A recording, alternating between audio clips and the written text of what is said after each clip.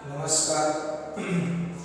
આગળ ઉદ્વિકાસના પુરાવાઓની અંદર આપણે એક ઔદ્યોગિકીકરણ પહેલા અને પછી ઇંગ્લેન્ડમાં જે ખુદાની વસ્તી છે તેના ઉપર જે કંઈ ફેરફારો થયેલા અને પ્રાકૃતિક પસંદગીની જે ઘટના છે એની વાત કરેલી.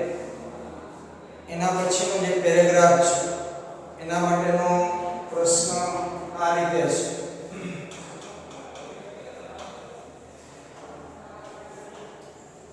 માનવ પ્રેરિત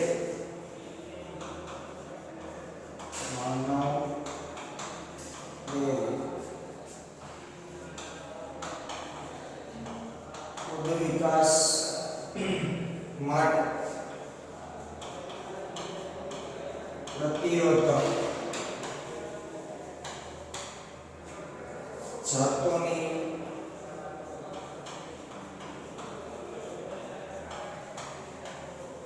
પસંદગી ઉદાહરણ વડે સમજાવો.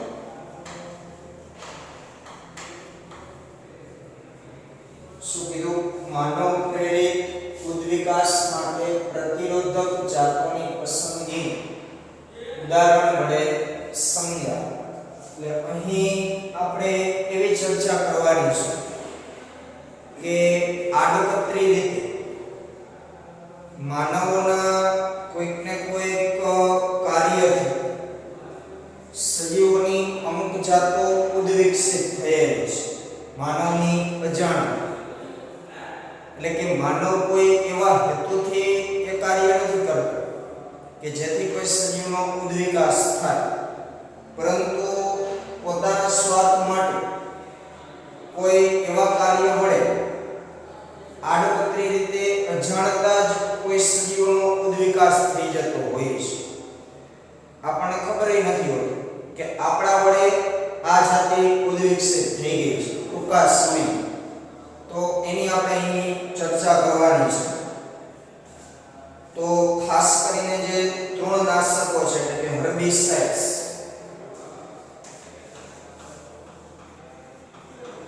તૃણનાશકો ઇંગ્લિશમાં એને હર્બિસાઇડ્સ તરીકે ઓળખવામાં આવે. એટલે એમસીક્યુ માટે આ વર્ડ ખાસ યાદ રાખો. તૃણનાશકો એટલે કે હર્બિસાઇડ્સ એ મતલબ એક દવા છે કે જેના વડે આપણે કોઈ ઘાસચારો જે નીંદણ સ્વરૂપે હોય પાકની આજુબાજુ ઉગેલ, તો એનો નાશ કરવા માટે આપણે જે દવા ઉપયોગમાં લઈએ છીએ એને સામાન્ય રીતે હર્બિસાઇડ તરીકે ઓળખવામાં આવે. એ જ રીતે કીટનાશક પેસ્ટિસાઇડ,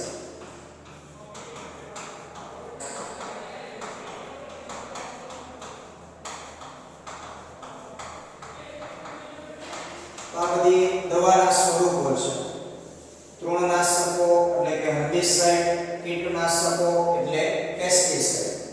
તો આ બધી દવાઓનો ઉપયોગ આપણે તૃણનો નાશ, કીટકોનો નાશ કરવા માટે કરતા હોઈએ છીએ.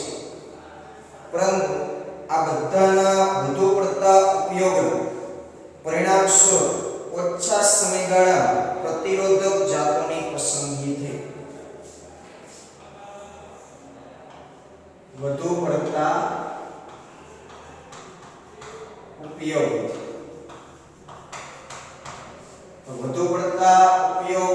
આ વસ્તુનો કરવાથી શું થાય છે કે નવી પ્રતિરોધક જાતો પસંદગી થઈ છે. હવે એ કઈ એ આપણે સમજવાનું છે. એટલે કે આપણે તો આ બંને વસ્તુનો ઉપયોગ આપણા ફાયદા માટે કરીએ છીએ. ખેતરની અંદર આપણે કોઈ પાક વાવેલો છે, એ પાકમાં વધુ ઉત્પાદન મળી શકે એટલા માટે આપણે આ દવાઓનો છંટકાવ કરતા હોઈએ છીએ. પરંતુ આ દવાઓ વડે નવી પ્રતિરોધક જાતોની પસંદગી થઈ છે.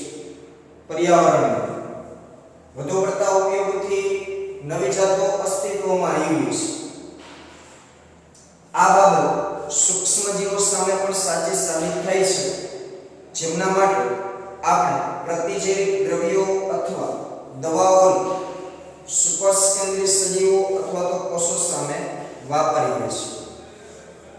આવું નવું સૂક્ષ્મજીવોની બાબતમાં ભણેલું છે.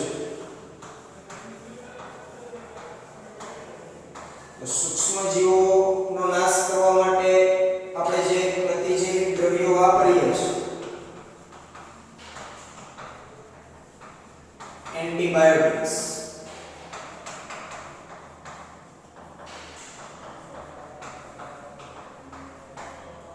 તો આવું આમાં પણ બનેલું છે.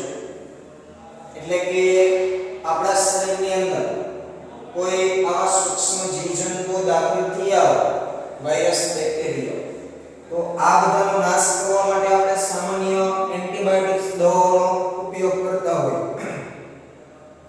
પરંતુ આ જ એન્ટીબાયોટિક્સને કારણે સૂક્ષ્મજીવોમાં પણ નવી જાતોની પસંદગી થયેલી છે. નવી જાતોની પસંદગી મતલબ કે ઉદ્ભવેલી છે, ઉદ્વિકસિત થયેલી છે.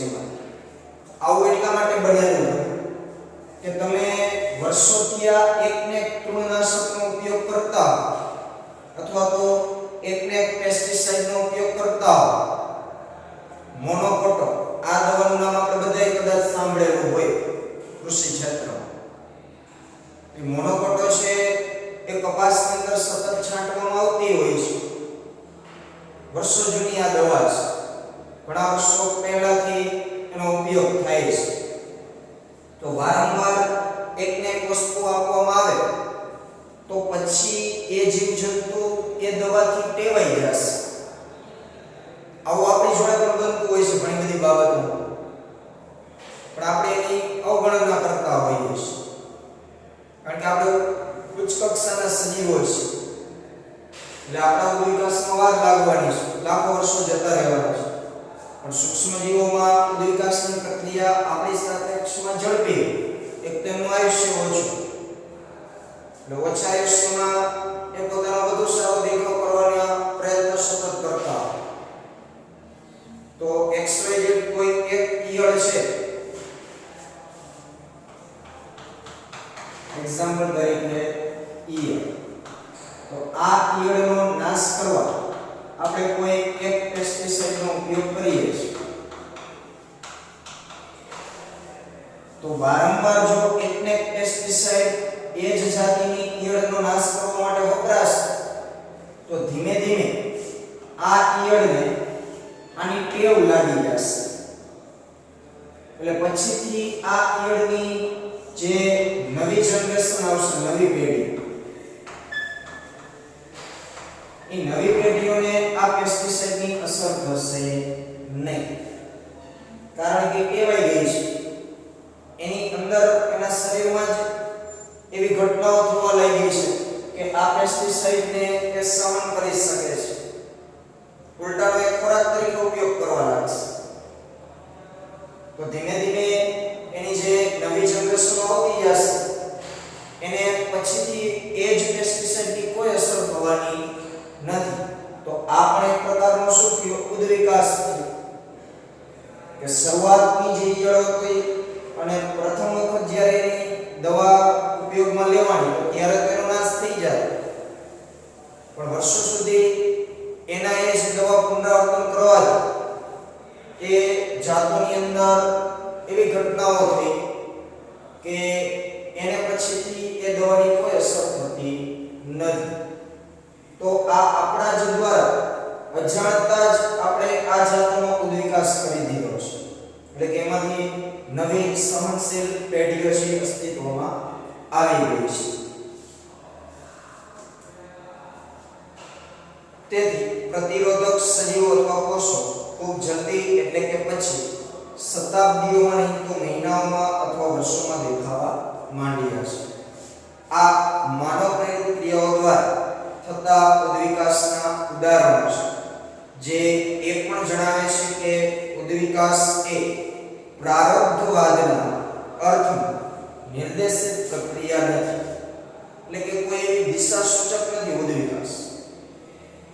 એટલે આમ દિશા સૂચક અગાઉથી આપણે એને જાણી પણ શકીએ કે કઈ દિશામાં ઉદ્વિકાસ થશે, પરંતુ એવું ફરજિયાત નથી કે કુદરતી ઘટનાઓથી જ ઉદ્વિકાસ થઈ શકે. પ્રકૃતિમાં તકની ઘટનાઓ અને સજીવોમાં વિકૃતિની તકને આધારે તે સ્ટોકેસ્ટિક પ્રક્રિયા છે. શબ્દ અહીં લખું છું,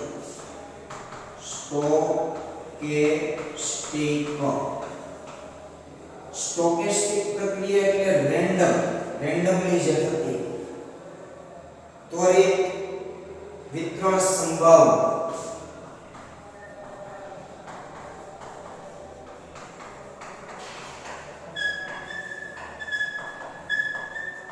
એને સ્ટોકેસ્ટિક કહેવાય. એટલે કે અહીં ઝડપી ઉદ્વિકાસ થાય છે આવા સૂક્ષ્મ જીવોની બાબત. તો અહીં ઈયળને તક મળે છે. આ ઈયળો વિચારશે કે આપણને આનો છંટકાવ થવાનો છે વારંવાર, તો હવે આપણે એનાથી ડરવાની જરૂર નથી, પણ ઉલટાનું એની સામે રક્ષણ કઈ રીતે મેળવી શકાય એવા આપણે પ્રયત્ન કરવાના છે. આવું ઈયળ વિચારશે. એમ કરવાથી નવી પેઢીઓ જે આવે છે એને આની કોઈ અસર થશે નહીં. તો એક ઝડપી વિતરણ સંભાવના છે, એટલે આપણે એને સ્ટોકેસ્ટિક પ્રક્રિયા તરીકે ઓળખીએ છીએ. ચાલો, તો આ વાત થઈ માનવ પ્રેરિત ઉદ્વિકાસના ઉદાહરણો. ત્યાર પછીનો ટોપિક છે અનુકૂલિત પ્રસરણ શું છે તેની આપણે ચર્ચા કરીએ.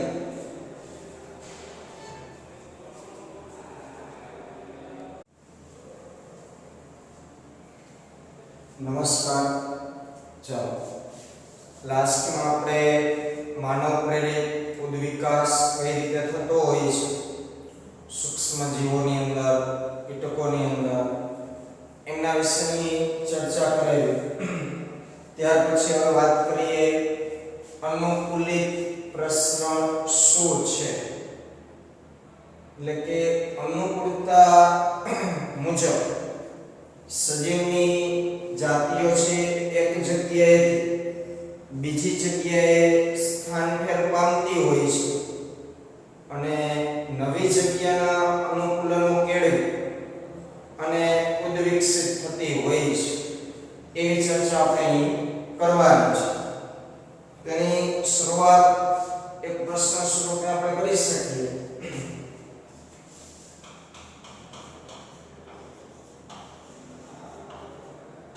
પ્રશ્ન કંઈક આ રીતે પૂછી શકાય. ડાર્વિન ફિંચ પક્ષી દ્વારા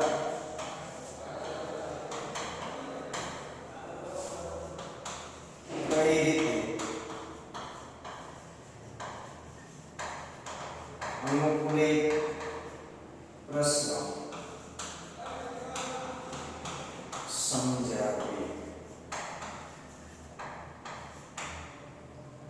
ડાર્વિન કે જે અગાઉ આપણે વાત થઈ ગઈ છે, એક વૈજ્ઞાનિક છે કે જે વિશ્વભરની સમુદ્રી સફરે નીકળેલા હતા અને ઉદ્વિકાસની બાબતે એમને ઘણા બધા અવલોકનો, સંશોધનો કરેલા છે. તો ડાર્વિન જ્યારે એમની યાત્રા દરમિયાન એ ગેલાપેગોસ ટાપુ ઉપર જ્યારે પહોંચે,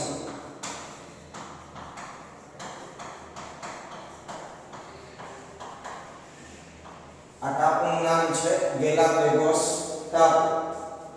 તો જ્યારે ડાર્વિન છે એ આ ટાપુ ઉપર ગયા તો ત્યાં તેમને સજીવોમાં એક આશ્ચર્યચકિત કરતી વિવિધતા જોઈ. ખાસ કરીને નાનું કાળું પક્ષી કે જે પાછળથી ડાર્વિન ફિંચ તરીકે ઓળખાય. એટલે કે ગેલાપેગોસ ટાપુની અંદર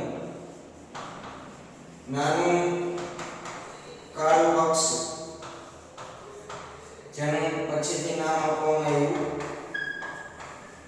ડાર્વિન ફિંચ. તો આ ડાર્વિન ફિંચ જે પક્ષી છે એનું અવલોકન છે કે ગેલાપેગોસ ટાપુ પર ડાર્વિને કરે.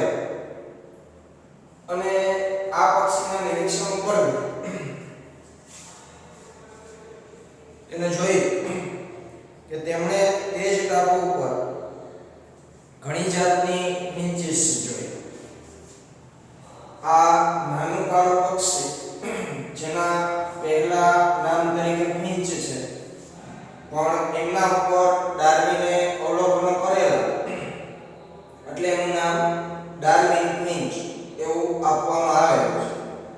તો આ ફિંચ પક્ષીની ઘણી બધી જાતો, ફિંચ પક્ષીની ઘણી બધી જાતો આ ટાપુ પર જોવા મળે. હતા તો બધા ફિંચ છે, પરંતુ અલગ અલગ જાતો. તો દરેક ફિંચનું એને નિરીક્ષણ કર્યું અને ત્યાર પછી તેમણે અંદાજ મૂક્યો કે બધી જ જાતો તેની જાતે જ ટાપુ ઉપર ઉદ્વિકસિત પામી છે. અવલોકન આધારિત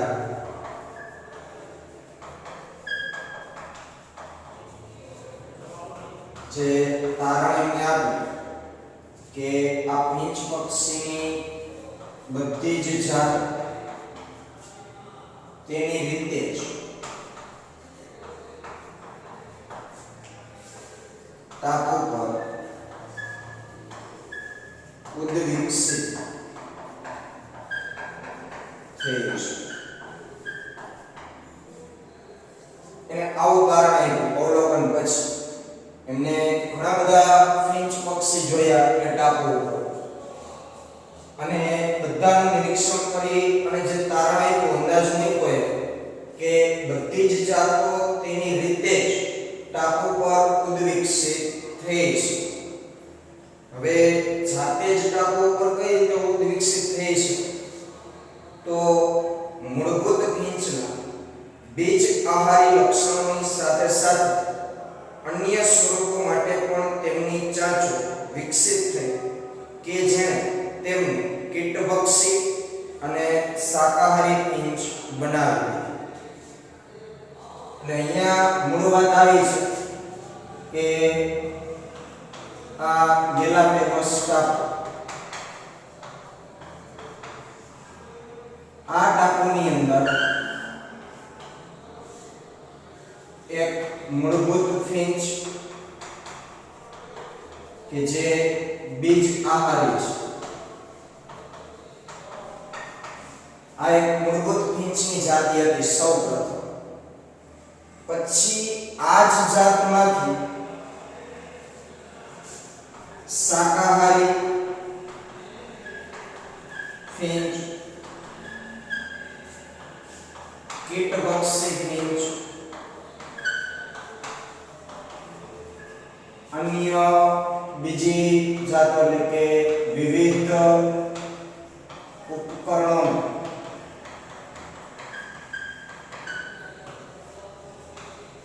ઉપયોગ કરતી ચાંચવાળી ફિંચ. આ રીતે દરેક જાત એ મૂળભૂત બીજ આહારી ફિંચમાંથી વિકસેલી છે પોતાની જાતે. પરંતુ અહીંયા કેવું બન્યું હશે? તો ક્ષેત્રે બધા ગેલાપેગોસ ટાપુ ઉપર છે, પરંતુ ટાપુને એક વિશાળ ક્ષેત્ર મર્યાદામાં સમજીએ તો શરૂઆતમાં કોઈ એક જગ્યાએ આ બીજ આહારી કે જે મૂળભૂત જાત છે એ ટાપુ ઉપર એ રહેતી.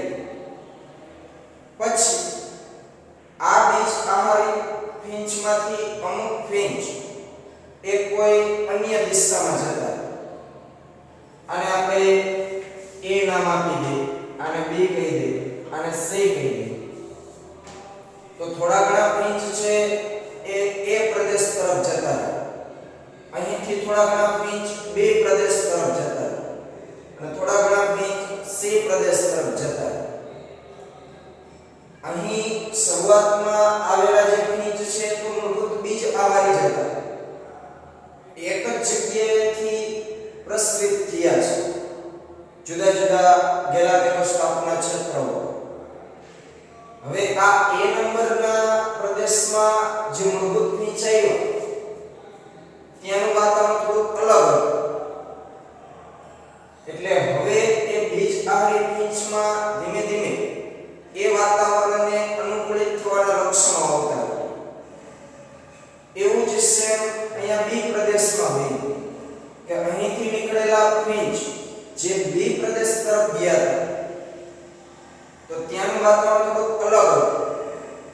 એટલે હવે અહીં જે પીંછ આવેલા છે એ તે વાતાવરણને અનુકૂલિત થવાના પ્રયત્ન કરવા લાગ્યા.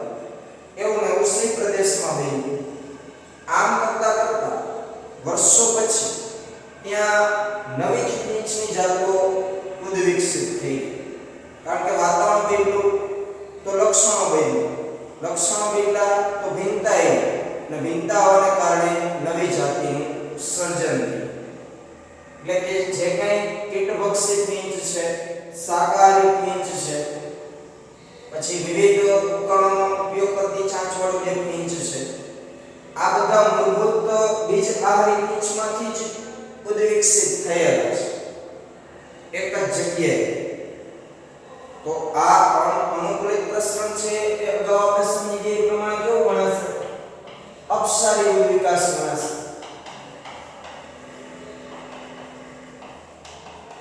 અપસારી ઉદ્વિકાસને આપણે એવું સમજ્યા કે જાતિ A માંથી જાતિ B, જાતિ C અને જાતિ D ઉદ્વિકસિત થઈ. તો અહીં પણ એવું જ બન્યું કે આ મૂળભૂત પીંછ છે એને આપણે જાતિ A લઈએ, આ B થશે, આ C થશે, આ D થશે. તો એક જ પૂર્વજમાંથી બધા ઉદ્ભવેલા છે.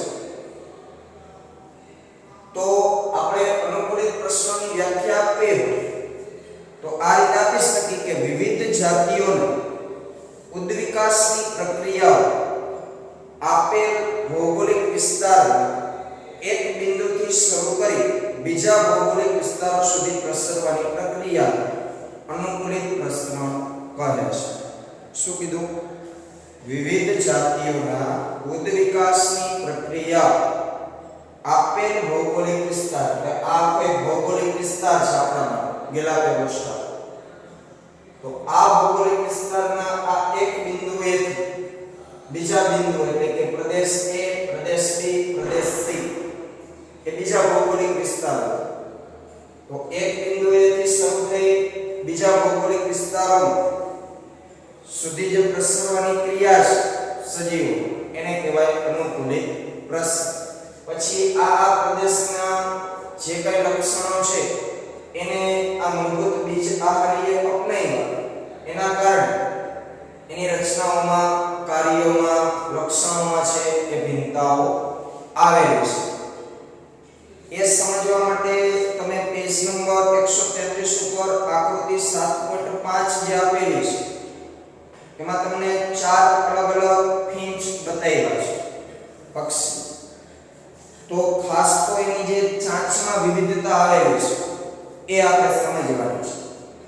તેમાં પહેલા નંબરનું જે ફીંચ છે એ દાણા ખાનાર છે, એટલે કે બીજ આહાર. આ પહેલા નંબરનું છે. તો એની ચાંચ તમે જુઓ તો જે આકૃતિમાં દેખાય છે એ મુજબની હતી. હવે આ દાણા ખાનાર એટલે કે જે બીજ આહારી છે એમાંથી જે જૂથ પડી અને અલગ અલગ ભૌગોલિક વિસ્તારોમાં પીંછ જતા પછી ત્યાંના વાતાવરણને એ લોકોએ અપનાવ્યું. પછી નવી નવી જનરેશન જેમ જેમ આવતી ગઈ તેમ તેમ ચાંચમાં વિવિધતા આવતી, કારણ કે પક્ષીઓનું મૂળ હથિયાર ચાંચ છે. તો હવે કેવા પ્રકારનો ખોરાક ખાવા લાગશે એ મુજબ એની ચાંચના લક્ષણો બદલતા. બીજા નંબરની છે એ વિવિધ ઉપકરણોનો ઉપયોગ કરતી ચાંચ છે. ત્રીજા નંબરની છે એ ફળ ખાનાર છે અને ચોથા નંબરની છે એ કીટકો ખાનાર છે. તો મૂળભૂત પહેલી જ જાતમાંથી બીજી, ત્રીજી અને ચોથી ઉદ્વિકસિત થયેલી છે. એટલે આપણે એવો મતલબ નથી કાઢવાનો કે ગેલાપેગોસ ટાપુ ઉપર એ ચારે ચાર પહેલેથી હાજર હતા અથવા તો અલગ અલગ પક્ષીઓમાંથી ઉદ્વિકસિત થયા છે, પરંતુ પહેલા નંબરની એટલે કે બીજ આહારી જે પીંછની જાત છે તેમાંથી જ બીજા, ત્રીજા અને ચોથા નંબરની જાતોનો ઉદ્વિકાસ થયેલો છે. અનુકૂલિત પ્રસરણને કારણે, કારણ કે જુદી જુદી જગ્યાએ રહેવા જતા રહે તો એ શું કે પ્રસરણ એક જ ક્ષેત્રની. પછી જ્યાં એ પ્રસરણ કરીને ગયા છે ત્યાંના વૃક્ષોને અપનાવ્યા એટલે એની ચાંચમાં વિવિધતા આવેલી છે.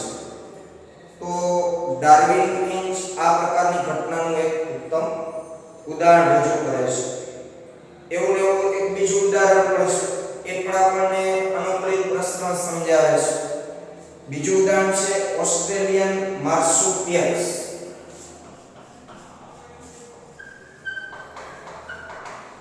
ઓસ્ટ્રેલિયન માર્સુપિયલ. ઓસ્ટ્રેલિયન માર્સુપિયલ એટલે એવા પ્રાણીઓ કે જે કોથળીધારી હોય.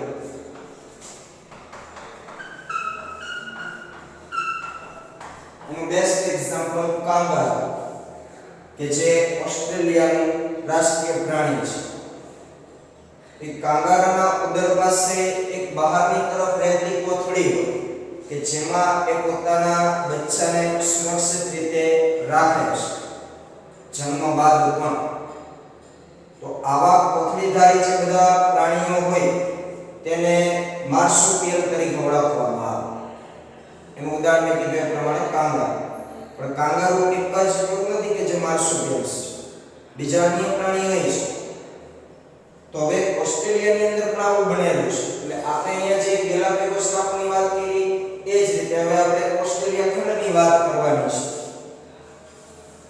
તો મોટા ભાગના માર્સુપિયલ એકબીજાથી ભિન્ન હતા. એની આકૃતિ 7.6 જે છે ઓસ્ટ્રેલિયાના માર્સુપિયલનું અનુકૂલિત પ્રશ્ન, તેમાં તમે જોઈ શકો છો ટાસ્માનિયા વરુ, ટાઈગર કેટ, પટ્ટાવાળું કીડીખાવ, માર્સુપિયલ ઉંદર, કાંગારૂ, વોમ્બેટ, પછી બંડીકૂટ, કોઆલા, માર્સુપિયલ છછુંદર, સુગર ગ્લાઇડર. તો આ જે બધા પ્રાણીઓ છે બધા જ માર્સુપિયલ્સ છે. તેઓ એક જ પૂર્વજોના સમૂહમાંથી ઉદ્વિકાસ પામેલા હતા, પરંતુ તે બધા ઓસ્ટ્રેલિયન ટાપુના મહાદ્વીપ એટલે કે ખંડમાં જ વિકસ્યા. અહીં પણ આ પીંછ જે આ પીંછ છે, કીટહારી છે, શાકાહારી છે, તો એ બધા ગેલાપેગોસ ટાપુ છોડી ક્યાંય બીજે પ્રસરિત નથી. રહેતા હતા તો બધા ત્યાં ગેલાપેગોસ ટાપુ ઉપર જ, પરંતુ જુદા જુદા ક્ષેત્ર. તો આવું આ બધા ઓસ્ટ્રેલિયન માર્સુપિયલ્સમાં છે. તેઓ એક જ સમાન પૂર્વજમાંથી બધા ઉત્પન્ન થયેલા છે. તો એક આકૃતિમાં વચ્ચે માર્સુપિયલ પ્રશ્ન લખ્યું છે, ત્યાં એક આપણે પૂર્વજનું સ્થાન આવશે અને એમાંથી આ બધા ઉદ્વિકસિત થયા છે. પરંતુ એ દરેક ઓસ્ટ્રેલિયા ખંડમાં જ વિકાસ પામેલા છે. ઓસ્ટ્રેલિયા ખંડ છોડી અને કોઈ અન્ય પ્રદેશમાં રહેવા ગયા નથી. જ્યારે અલગ ભૌગોલિક વિસ્તાર એટલે કે જુદા જુદા વસવાટનું પ્રતિનિધિત્વ એક કરતા વધુ અનુકૂલિત પ્રસરણ જોવા મળે તો તેને અપસારી ઉદ્વિકાસ કહે છે, ડાયવર્જન. અપસારીની કાઉન્સમાં ઇંગ્લિશ વર્ડ લખ્યો છે, ખોટો છે, કન્વર્જન. બરાબર, ત્યાં ડાયવર્જન આવશે. ઓસ્ટ્રેલિયાના જરાયુજ સસ્તનો પણ અનુકૂલિત પ્રસરણ દર્શાવે છે. ઓસ્ટ્રેલિયામાં અહીં આપણે બે પ્રાણીઓની વાત કરશું. એક તો ઓસ્ટ્રેલિયન માર્સુપિયલ્સ અને હવે જે શબ્દ આવ્યો ઓસ્ટ્રેલિયન જરાયુજ એટલે જે ગર્ભધારી છે, ગર્ભ કોષ્ઠ કોથળી ધરાવતા હોય. એની અંદર બહારની તરફ કોઈ કોથળી હશે નહીં કે જે એમના બચ્ચાને સુરક્ષિત રાખી શકે. તો બાજુમાં આકૃતિ 7.7 બંને પ્રકારના સજીવો બતાવ્યા છે. એકબીજાની મોટે ભાગે સમાન હોય તેવા. એમાં એક બાજુ જરાયુજ સસ્તનો છે, એક બાજુ ઓસ્ટ્રેલિયન માર્સુપિયલ્સ છે. તો જરાયુજ સસ્તનોમાં છછુંદરની સાપેક્ષમાં માર્સુપિયલ છછુંદર. પછી કીડીખાવ છે તો અહીંયા નુંબેટ કીડીખાવ. પછી ઉંદર તો સામે માર્સુપિયલ ઉંદર. પછી લેમુરની સામે ટપકાવાળો અક્ષ. પછી ઉડતી ખિસકોલીની સામે ઉડતી ફેલેન્જર. પછી બોબકેટની સામે ટાસ્માનિયા ટાઈગર કેટ. વર્ગ. તો એક બાજુ જરાયુર સસ્તનો, એક બાજુ ઓસ્ટ્રેલિયન માર્સોપિયસ. પરંતુ ઓસ્ટ્રેલિયનના જરાયુર સસ્તનો પણ અનુકૂલિત પ્રસરણ ધરાવે છે. એ પણ કોઈ એક સામાન્ય પૂર્વજમાંથી ઉદ્વિકસિત થયેલા હશે.